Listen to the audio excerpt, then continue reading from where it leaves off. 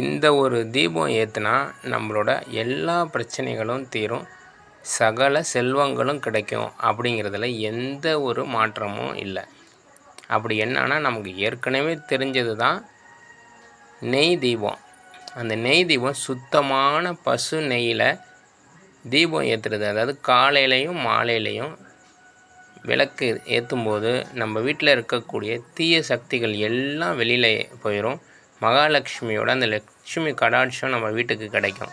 இதை தவறாமல் நம்ம செஞ்சுக்கிட்டு வரும்போது படிப்படியாக நம்மள்ட்ட முன்னேற்றத்தையும் பார்க்க முடியும். அதே சமயம் நம்மள்ட்ட இருக்கக்கூடிய நம்மளை சுற்றி இருக்கக்கூடிய தீய சக்திகள் அனைத்தும் வெளியில் போகும். தவறாமல் நெய் தீபம், அந்த தீபம் இந்த தீபம்னு எந்த தீபமும் ஏற்றாமல் நெய் தீபத்தை தொடர்ந்து ஏற்றிக்கிட்டு வந்தோம்னா நம்மளோட கஷ்டங்கள் கவலைகள் நீங்கி எல்லாத்துலேயும் வெற்றி கிடைக்கும். அதுவும் ஆடி வெளியில் இன்னும் சிறப்பாக அமையும். நன்றி.